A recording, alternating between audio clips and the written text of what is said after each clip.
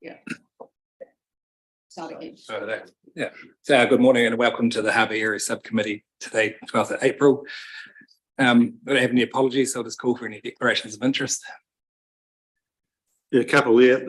One from Road Metals, we supply large rock to the breakwater, and two, Director of Whitestone Contracting, which will be tendering hopefully for some of the contracts to come out for the harbour. Thank you, and noted. We'll call for a confirmation of the previous meeting minutes held in February 14th, 2023. Thank you. Moved Mia Kircher, seconded Graham Clark. No, you have your hand up. I wanted to ask something. Okay, yes. I don't know if this is the right one. Is it in regards to the minutes? Yes. Correction or admission or Well, a admission maybe. Just last meeting, I asked about representation of the Whitestone Civic Trust on the marketplace committee or the marketplace zone committee, and I never actually understood why we weren't on that or why I wasn't on that. Could you just explain? And then it was said that was going to be minuted. there wasn't going to be minuted. No, there's I think the view was that they wanted to involve the Whitestone Civic Trust as a stakeholder, so we're getting input for that decision. And then on that day, I think Paul Hope raised if you would like it minuted, but we didn't put it in the minutes, but it was noted. So will that go in the minutes? No. No. If I may speak to that, Mr. Chair, although it was noted, there was a specific rule by the chair that it would not be in the minutes. It was just noted at the time on the live stream. So it was, the explanation was provided and there was no ruling to include it in the minutes. I did discuss this with the chair when I did the minutes, and he has clarified, confirmed that that was his belief as well. So it won't be, it's not in the minutes for those reasons. Thank you. But most definitely, as your role in the trust will be putting your input will be received there. Right. Yeah. Can I get a seconder for the minutes? Yeah, thank you, Philippa. All those in favour? And against? It's carried. Philippa. Thank you. So if we move on to page 4, the memorandum reports, Assets Operations Manager Joshua Randell couldn't be here with us today, so any questions we'll be fielding to Acting Assets Group Manager Paul Hope. So if we can go to page 11, and I'll let you introduce the paper, Paul. Thank you. Yeah, so as the chair just noted, was really relying on Mr. Randell to be able to cover the matters in this memorandum, but yeah, he's unavailable, so I'll try my best. Just take the memorandum as read, and yeah, happy to provide what further information I can. Otherwise, I will certainly note any questions or queries and get those answered to the committee outside of the meeting. So thank you. So we'll just see if the initiated projects listed on the page here with the slipway improvements, the Penguin Colony car park upgrade and renovation of Holmes Wharf. So we'll start on that page if there's any questions there.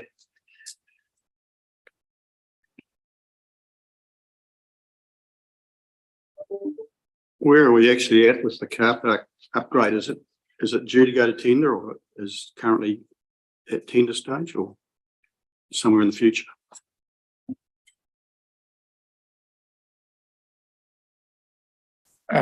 If it's not out to tender, it is very close given the previous discussion on the items and where we had gotten to in the design process.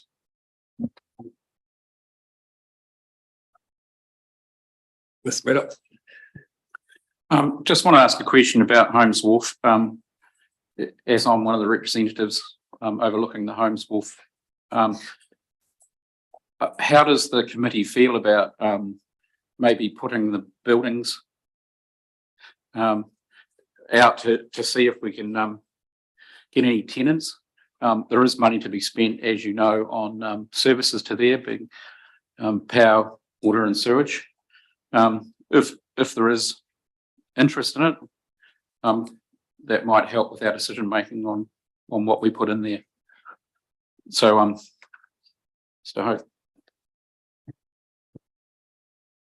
know that we certainly have been looking for tenants, not particularly actively because of the limitations of the building. We have been approached, I think, by a couple of people that were interested, but I think, yeah, the limitations of the building and the services does restrict who is interested. I think we are at probably, as you said, it would be good for the committee to discuss, but I think there's likely to be significant expenditure to fully provide sort of services to those structures, and with a more of a business case argument needs to take place in terms of the buildings and the use. And it does become a bit of a chicken and egg situation. It's like until you've got sort of strong indications that you've got potential tenants or uses for those, it would seem quite hard to justify the level of investment that we would need to make to get those fully serviced. So you're probably not going to get a tenant until you get that kind of commitment. So I think discussion by the committee about what are the broader aims of what would council be trying, or the committee be trying to achieve by actually developing the end of the wharf in that way. Because as I said, the initial estimates I heard of the costs were a bit eye-watering for what we're likely to produce. So it's really probably a discussion with the committee about what further information you might need from officers to sort of guide you in that area. Mayor Kitcher. Yeah, certainly my understanding that the intention was doing the work so that we could be looking at that, but it's I agree it's a chicken and egg situation, but I think there is a case to actually go out, ask for expressions of interest, let people know what is and isn't in the building. I think wastewater is probably the biggest challenge, that there's no sewage supply or reticulation out to there. So that needs to be taken into account. But if it's going to be something that needs that, either they need to put a holding tank in, or there needs to be the reticulation put out there. But I think we would be best served by putting it out to public expressions of interest, seeing what comes back, and then having the discussion about what services they do need, what that's going to cost, and then who's going to pay for it, and how's it, if we as landlord pay for it, how it's going to be repaid basically through rents and so on. It's also getting an understanding about the footprint that's actually required. Is it just the building, or is there going to be some area outside that? Is it going to be impinge on people's ability to use the wider space? And that's pretty important, that people can continue to wander along there, that vehicles can get around the back there still and do the things that they need to do, or we want to be able to do in the future. So through you, Mr. Chair, I think it would be really the best next step is putting together a package to be able to seek expressions of interest. Okay. Did you want to put that into as a movement to the meeting, or is this some information? I think it's it'd be good to hear other perspectives, but I think officers will take this on board and look at what they do from here. Graham Clark. Thank you. I agree with Gary. Since the initial upgrade of the deck, it's been extremely popular. It's been very successful, and there's more and more people walking out there. I think there's a lot of talk about what's going to happen with those buildings. I think the infrastructure, I know it all costs, but when you do the sewage, you do the power, the broadband, everything can go together, and water and everything else. But I think it's something that we need to look at sooner rather than later, than let the buildings just deteriorate. So I agree. Let's put it out there. Any other discussion from any other members? I'm just supportive of the comments that have been made. I think expressions of interest would be a sensible approach. Thank you. Okay, well, I'd say that's noted for the officers to come back with some ways forward on that one. Thanks for the input there. Can we move on to page 12, the Market Zone West area and footpath connections? Is there any discussion on those two items? Just the cost seems to be climbing the longer we wait to do things, the higher the cost gets. Potentially worth looking at those footpath square metre areas and just see what that relates to compared to what the costing is there. Until we go to tender, you won't know exactly what it is, but it does scare the public off a bit when the numbers keep climbing. And we don't actually know that for real.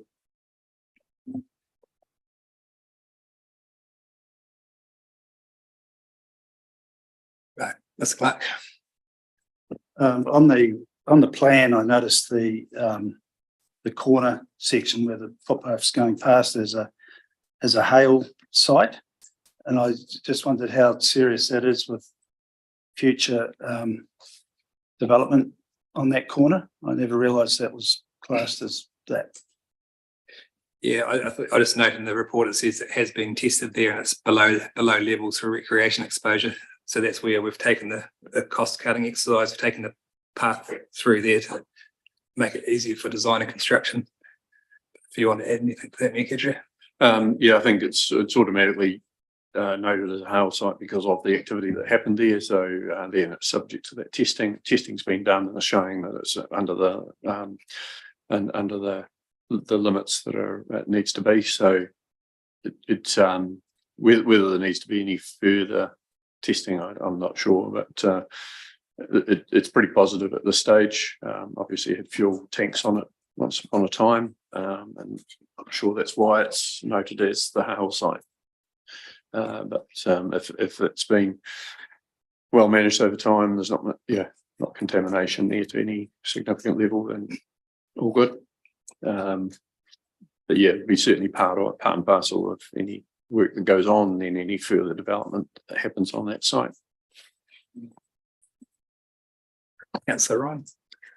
Just curious with the footpath connections, what feedback came from the discussions with McEwen's and Oamaru Steam and Rail Society? Is there any? Is there any feedback? Are you able to answer that? No, I wasn't involved in those discussions, so no, I can't provide you any feedback. That I would make the strong assumption that if there was anything particularly problematic to come out of those discussions, it would have been highlighted in the memo in terms of creating obstacles to getting the footpath in place. So it's probably more just about location and design.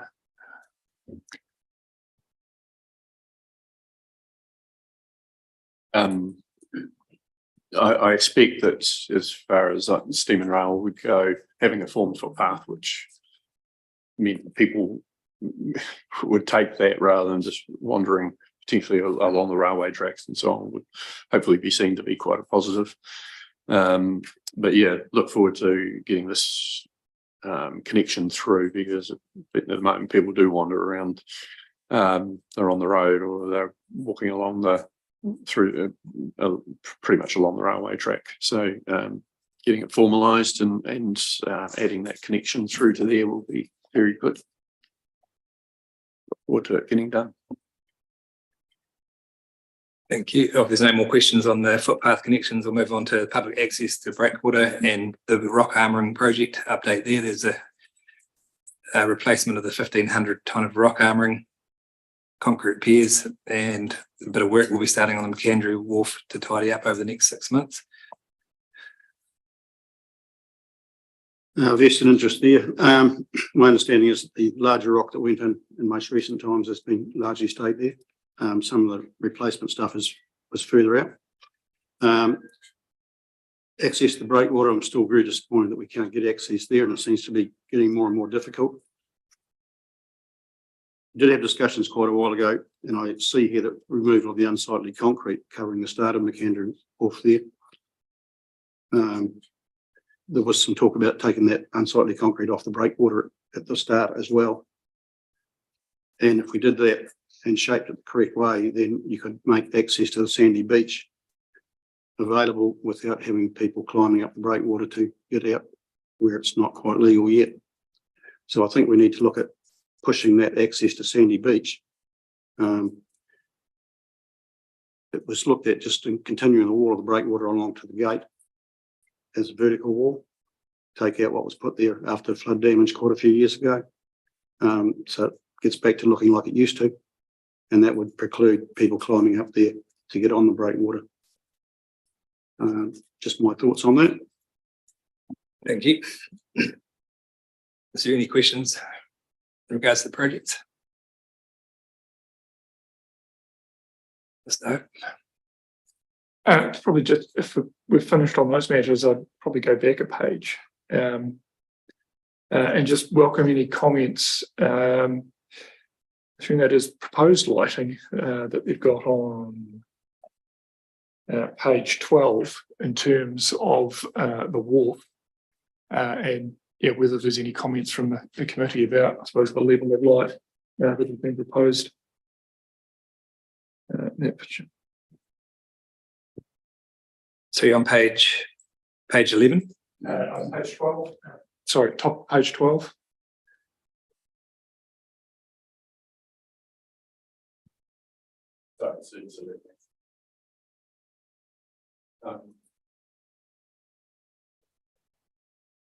I think obviously there's a sensitivity around how much light spill there is, and so it's getting an understanding. Is it proposed that these are full height light standards that are in place, and I think it's generally it's positive, but it's making sure that is it going to create light pollution, and is it envisaged that they are on all night, or would it be just for the evening would be the other consideration? Because I think there's potential in the evenings for people to still wander along there, but it doesn't really need to be lit up for the whole night time. Obviously the impact on wildlife needs to be considered, and certainly hand over to Dr. Agnew on that one. Thanks. Yeah, how is this different to how it's lit at the moment? I mean, I have been out there on occasion at night, but I can't quite think. So is this a lot lighter than it is currently? And also just what we've done, or what we're going to be doing over at the Penguin Colony car park, is using a different temperature of light. Instead of the bright white, it's that so it looks more like the sodium high pressure lights that you used to see. So that would be my preference if we were going to go to a full lighting the whole wharf up. And I guess the only issue with it not being lit all night is maybe the fishermen might need the light if they're coming and going before dawn. But yeah, that's my only comments. Mr. Clark. The lighting there at the moment is a sodium light, which I quite like personally. But it's, yeah, the new lighting is what they call 2700 K, which is very close to sodium. There could be a way of having two different types of lighting. You could have something once, I'm just thinking aloud here, but once there's a certain time of night, and then it could be reduced to perhaps just bollard lighting, like something quite low, just to see your way around a bit. That's just I thought that's what was going to happen instead of high lights, actually. Yeah. Thanks. Visually, it'll look really good with that sort of lighting, because all the fishing boats along the side of the wharf will be all lit up, which for security, that'll be a good thing as well. Because at the moment, if you look, the lights that are there are on the rock armoured side of the wharf. So they're actually not that good for security for the vessels. Not only that, the reason I brought up about expressions of interest for the sheds was the power has to be upgraded to run those lights. So because of that, I thought it'd be a good time to visit the sheds, because if we're going to upgrade the power for the lights, then that also may include the buildings. And it's quite a big job to get under the wharf to do those things. So to even put in a pipe for sewage or anything else at the same time would be very beneficial. Apart from the image on here, it's not really probably that clear of what actually lighting we're planning, or is that still part of the procurement or the design? It'd be good if we could get an email circulated, possibly on.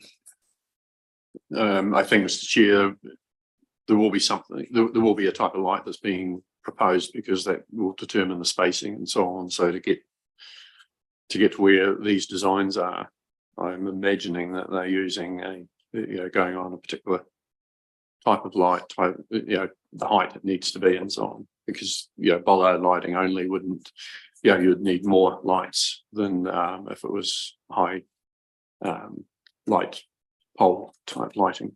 So that's unfortunately Mr. Rendell's not here today, but it would be a question that would be good for him to get answered to us, and do that by email perhaps.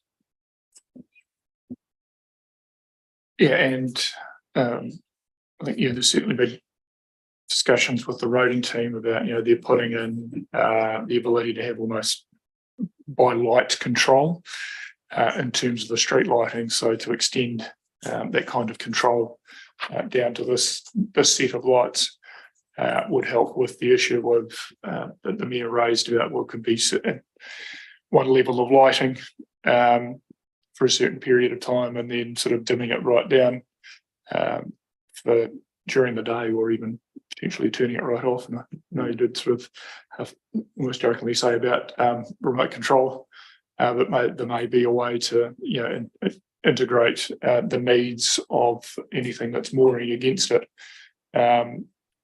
assume that they've got reasonably set times, even if it's, or a way to discuss with them so that it could increase or decrease when there's actually activity on the wharf. So it would be very helpful to get, I think, sort of integrate a couple of different approaches into the lighting on the wharf, so it really does try and meet as many needs as possible and provide as fewer sort of unintended consequences or pleasant surprises to both the committee and the wider community, and certainly considerations in terms of wildlife. I think that's again something we'll talk to Dr. Agnew about.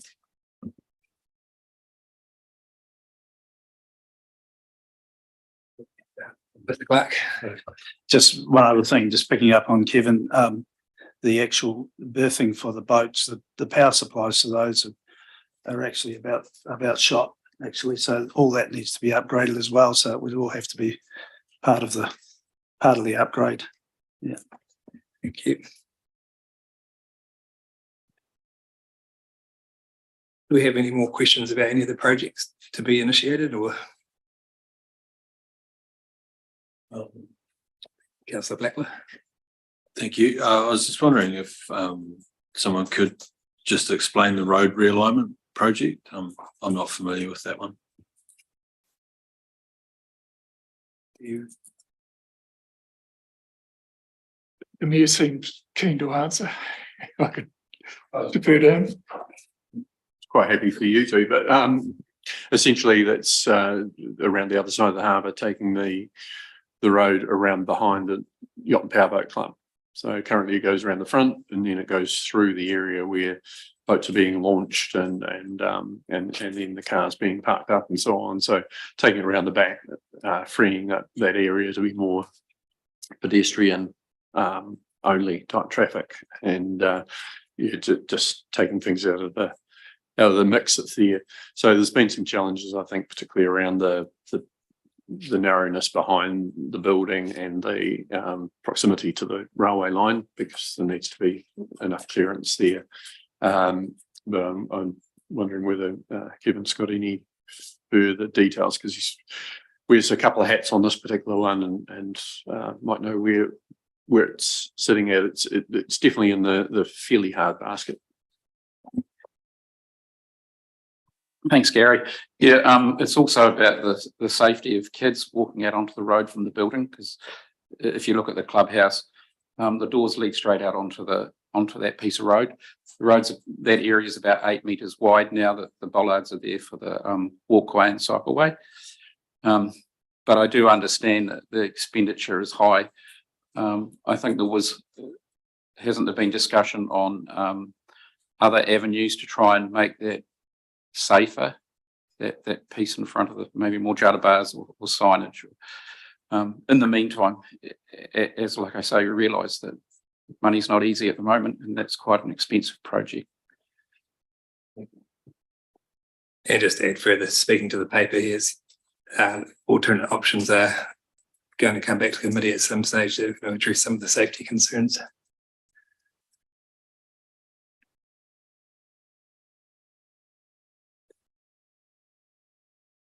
Does anyone have Mr. Clark? Just looking down further with the red sheds maintenance side of things, I just note that the chimney the red brick chimney that was leaning over property have obviously pulled it, made a temporary fix there, so it's just worth noting that that's been done. Thank you. Gouger? I'd like another comments on probably more general business. I'm not sure if we got to that stage yet. There's no general business on the agenda today, but did you have a comment about a question about a certain project or? Yeah, well, just about a certain project. It's actually about potential sale of penguin colony and about communication. I've had a few approaches from the public saying, what do you know about this? And the answer was nothing. Maybe an email before it was announced or something around the Harbour Committee might be appreciated, given that we are public representatives on this committee. And I think it is a fairly major thing. And I'm not sure that's been discussed before in any of these meetings. So just as a courtesy thing that maybe it would be good to circulate some of that things before it becomes public. Thanks. Thanks to you, Georgia. Good point. And I'll just, you want to answer that, Kitcher? Yeah, I mean, it's an item within the harbour, but it's not really under the purview of the Harbour Area Committee, but totally understand where you're coming from as well, because people will potentially see it as something that this committee or subcommittee should be more aware of, at least, if not involved in. The reality is that when it's being put out there that it's being sold, it's not the idea at all. It's looking at whether there's a potential partner that can join us in the ownership of it, that can add something more to it and make it more than what it currently is. At the moment, it's an attraction that brings a lot of people to the district. It's being run really well as that attraction. It's basically an evening attraction and doesn't have as much that it can add during the day, and that's always been a challenge with it. But the ideal partner will be someone who shares our values around making sure that the penguins are looked after and the colony can continue to grow, and also basically add other reasons for people to go there. So yeah, it was originally proposed by the consultants doing the economic development strategy that it be sold, and it's like, well, that's not going to happen. It's not something any of us in the council governance team want to see happen. It's how do we make it better than it is, and it's not people have said, what's wrong with the current management. There's nothing wrong with the current management. And I acknowledge Dr. Agnew here and the fantastic work that she's done over the years managing that, and also wearing the hat as acting general manager of Tourism Waitaki. She's got a lot on at the moment and doing a very good job of it. But the potential to find the right partner and create something larger and without losing the special aspects that it's got is important. So it's pretty much where that's at. Might be that we don't find anyone, and if that's the case, then life carries on, and the penguin colony continues to do very well. But if we can find the right thing to go with it, then it's the potential is there to make it more. So, but as far as I'm concerned, I think we'd probably speak for councillors. we don't want to go and changing anything if it's not going to bring greater benefits to the community and to the colony itself. Okay, thank you. And I'm just mindful we're at the end of our time allocation, so if there's no more questions and everyone's happy with the information that's going to come back to the committee, I'll just ask that someone receives the memorandum reports. Thank you. Moved Councillor, Community Representative Mr. Clark, and seconder Councillor Tim Blackler. All those in favour? Against? That's carried. And thank you for everyone attending today and the members of the public on the live stream. Declare the meeting closed.